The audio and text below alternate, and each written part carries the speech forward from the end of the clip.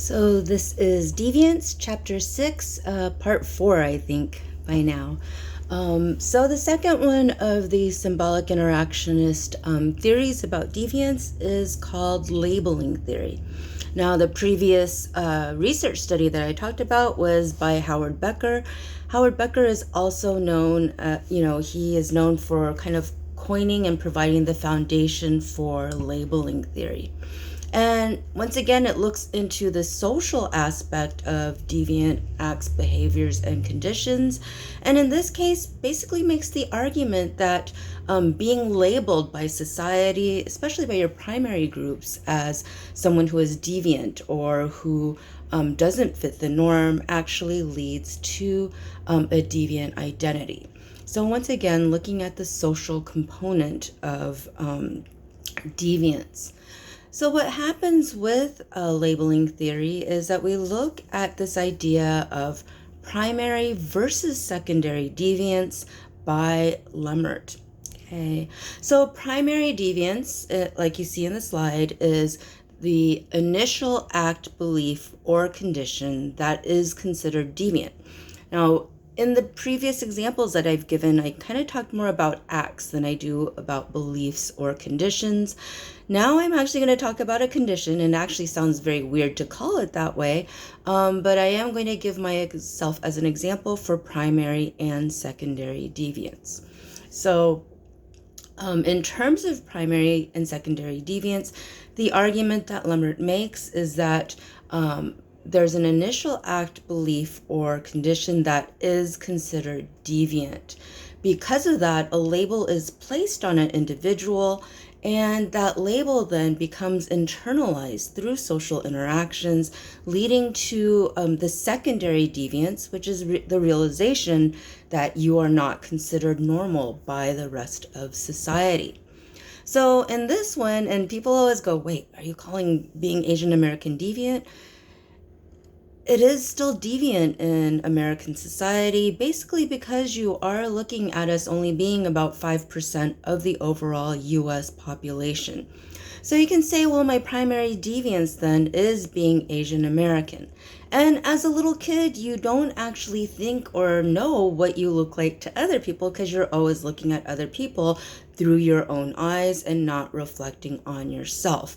So I primarily, unless it was kind of these isolated special events, I was primarily surrounded by people who were either white, Black, Latinx, not as many Asian Americans, especially if you're looking at my childhood, which took place in the 70s and the 80s. So as a little kid, you don't actually realize that you're different from anyone else, simply because you're looking at everyone else and don't know that you stand out. So I've already told most of my classes this, and you probably heard me say it already, that being labeled then also comes with a set of social cues that affect your everyday interactions. At a very young age, I realized that I had to answer questions that my other friends did not have to answer. One of them is, where are you from, right? It seems like a very easy question to answer, and I always answered, which is, where are you from? And I would say, I'm from here, right? Because essentially I lived in Houston. It's where I was from, and that's what I thought was the correct answer. Apparently it was never the right answer, because then people would say things like, oh, where are you really from? And the one that stood out to me was people would ask me, no, where are you from, right? Expecting that the answer would be Taiwan, even though I have never really lived in Taiwan. I think I visited 3 times in my entire life. Other comments that I would get really frequently as a little kid is, well, how do you speak English so well? Except because it was Texas, it usually was asked in improper English, right? How do you talk English so good? And how do you answer that as a little kid? No kid can actually tell you how they acquired language. When it comes down to it, you are looking at this idea that I was being asked questions that are pretty much unanswerable, especially if you are 5 or 6 years old. Other comments that I got making me know that I didn't actually look like I belong, and people are always saying, wait, someone said that to you? People have said this to me. I've had people ask me, can you see okay? Because your eyes are really small and it doesn't look like you can see okay. I've had people come up to me and ask me just randomly out of the blue. I actually had a stranger come up to me and ask me if I could teach them how to take care of their jade plant. I've had them ask me if I knew if green tea really made you lose weight, which I don't think so. And I actually did. So Nancy Kwan had this weird infomercial in the 80s about Oriental Pearl Cream. And someone actually asked me if I used Oriental Pearl Cream to look so young, which was very, very odd. So what happens with these disruptions and with these social interactions is my everyday life, I had to actually expend energy trying to address these types of questions. And what happens is it makes you very, very conscious of your secondary deviance, which is this understanding that, well, after all of those interactions, I know when it comes down to it, my race does disrupt my everyday life because of the reactions to me. It's especially salient right now with all the stuff going on with coronavirus. I've actually gotten to the point where my family doesn't actually want me out and about by myself simply because they know that there is a disruption to everyday life right now if you are an Asian American, because we are currently the target of a lot of hate crimes. Okay, so Lemmert basically said, when looking at deviance, we really have to see whether or not the label is internalized. That it really does depend on the individual in that case, because there are some people who are labeled as deviant who never internalize it at all.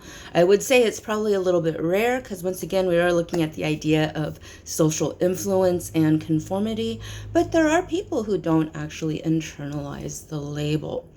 So that is one of the critiques of labeling theory. So it is very closely associated to this concept by Merton of the self-fulfilling prophecy. That is, if you internalize a label, if you take on this idea of secondary deviance, that in a lot of times it actually causes whatever the label is to become true. So going to a different example, for a lot of students in America, when you were going through grade school, you were actually labeled then into a tracking level. And most students then were kind of evaluated as being above average and needing to go into college prep courses as average, and then as below average, and generally then being tracked into vocational fields. What that did was very, very damaging to American students, because if you actually label some students as being more successful, you've actually increased their ability to succeed by putting them in programs that will cause them to succeed. If you label someone as not being academically inclined and put them in classes where they aren't given the same opportunities to compete, then you are kind of creating a situation where maybe they could have improved, maybe they could have become very good students and gone to college. However, you limit their opportunities in which to do so. Okay, so in looking at deviance as a whole, we do have to look at it from this macro perspective and nest it within a micro perspective in order to get the whole picture. So now you have everything that you need to take the first quiz, which includes the lectures on groups and the lectures on deviance.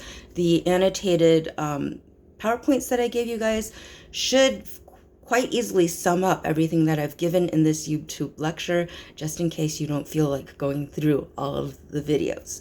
So good luck. You do not have to turn them in until April 13th, and you can do them at any time. Okay? I will see you guys for the next 2 chapters in 2 weeks.